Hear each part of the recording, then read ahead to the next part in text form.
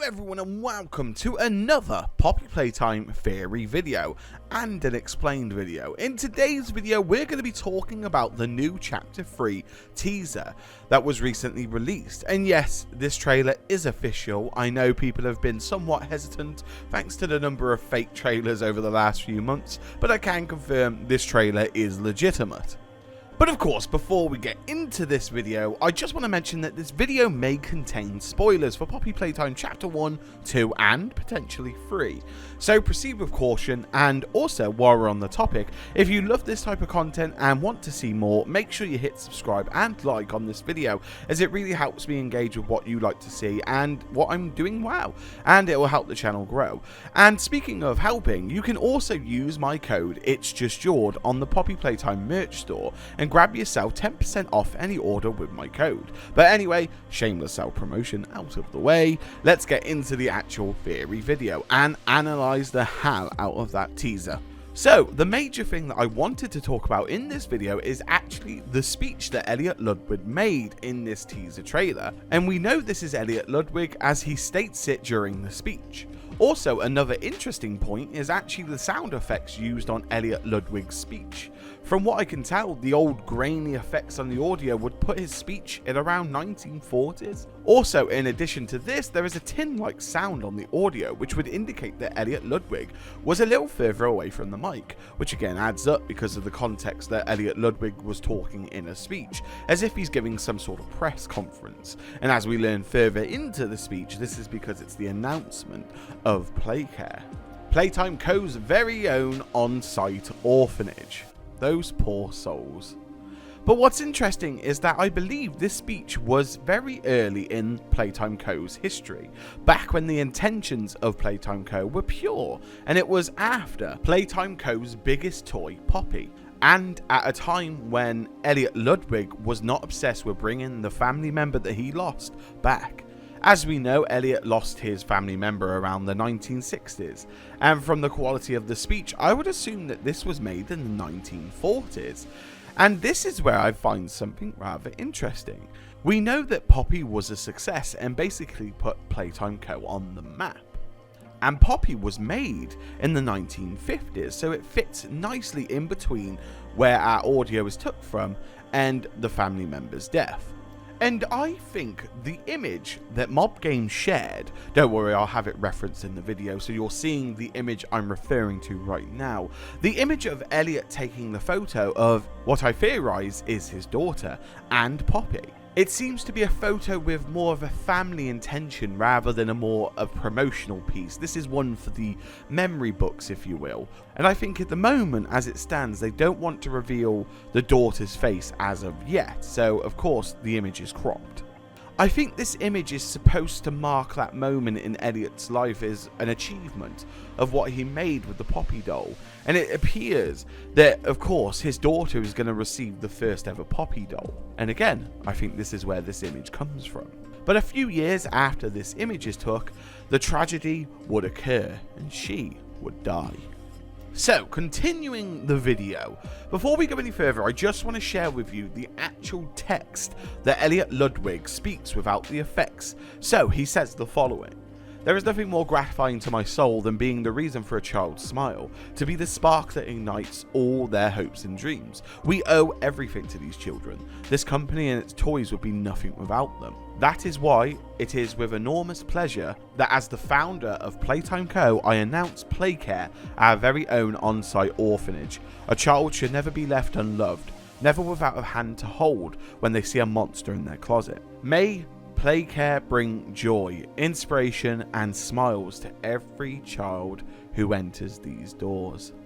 So, those are very impactful words, they're very weighted, and, you know, of course, Elliot needs them to be to get everyone to believe in Playtime Co. and invest if ever so they needed it, and to fund the amount of lawyers that he definitely needs.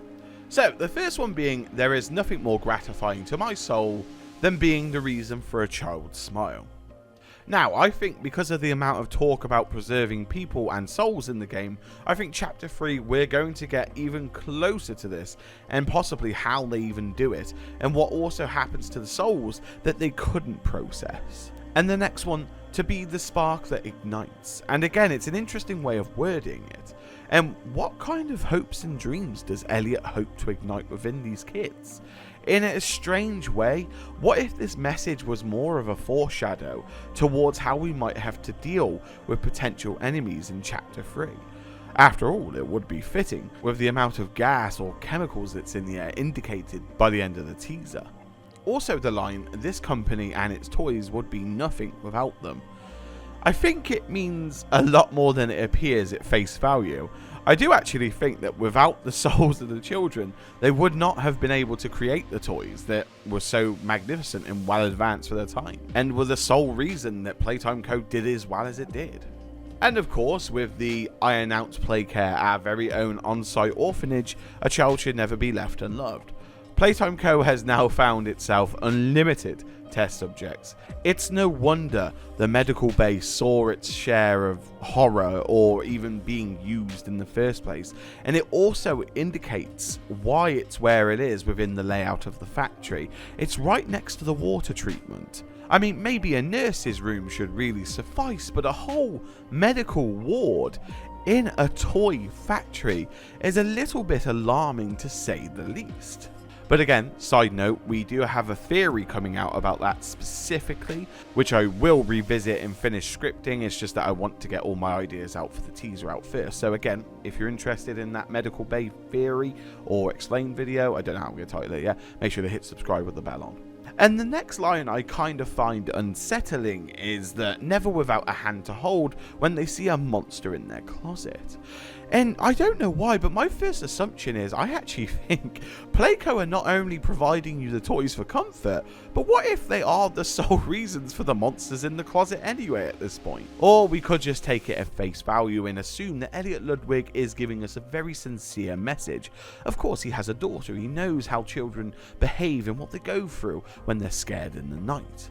And of course, the final line, Playcare brings joy, inspiration, and smiles to every child who enters these doors. Funny how there's no emphasis on the fact that they're not going to be leaving the factory either.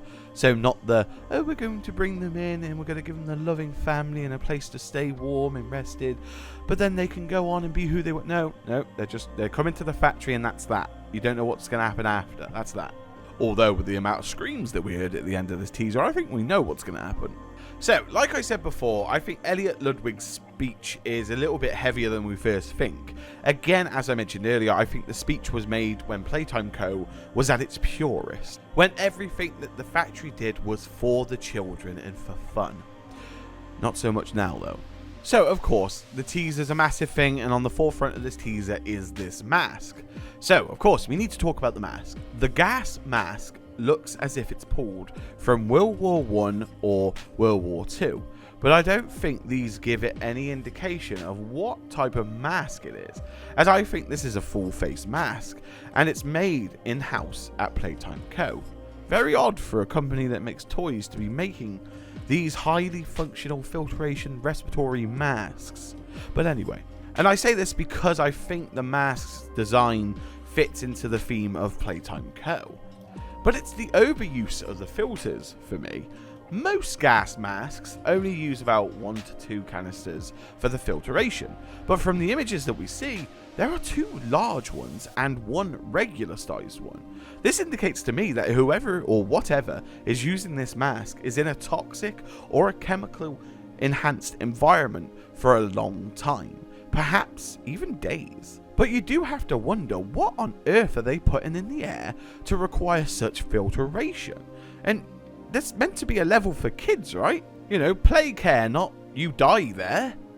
With that being said, I would like to propose another theory on this matter. I would like to theorise that it could be plausible in this circumstance, and this could also explain why the play care was on another level completely to the factory. I do wonder if the area was routinely pumped with gas and chemicals that would help the staff control the children and put them to sleep.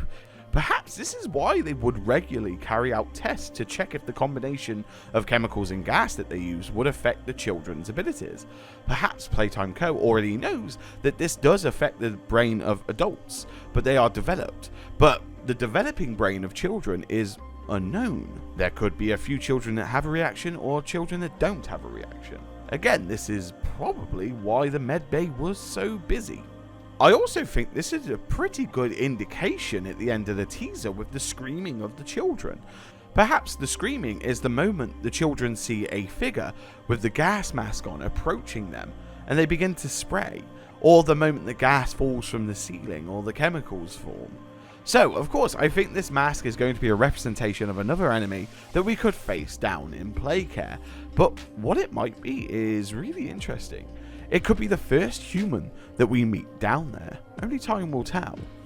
I also want to talk about all of the toys that show up leading to the mask, as I think it's an indication of what we might be facing again in Playcare. But of course, I think it is again worth mentioning the 3 toys that we do see while the camera pans towards the gas mask is Huggy Wuggy, Mommy Longlegs, and Bron. I believe that this is showcasing the toys defeated in order to give us an indication of the previous chapters and future chapters, and I think that's where Bron is a massive indication of what we're going to see in chapter 3. I think they've teased Bron quite long enough now, so I'm assuming chapter 3 is going to definitely be the chapter which he comes out to play. So at the end of the shot in the teaser, we can see a few dark figures around the mask: Bunzo, Catbee, Boogiebot, PJ, Bron, and Daisy. We already have met 3 of these toys in some capacity, but we are more familiar with the 4 that have tried to kill us leading up to the chapter, that being Huggy, Mommy Longlegs, PJ, and Bunzo. I do think this is just another indication of the possibility of characters that could be returning. As we know, Bunzo is probably least likely to return because, as we know from the audio files, Mommy Longlegs actually killed Bunzo after we left Music Memory and he failed to destroy us. But anyway, everyone, thank you so much for watching this video. Make sure to hit like if you enjoyed it. Let me know what you think in the comments below. I'd love to hear your ideas of what you think's coming in chapter 3. But yeah, if you enjoyed this video, make sure to hit like. I really enjoy making these tease and explain videos. They're really fun. And I do say once again, if you enjoyed this content, make sure you hit subscribe. It really helps the channel. And with that being said, I wish you the best morning, day, or night, wherever you are in this world. Stay safe, and I'll see you all in the next Theory video. Bye.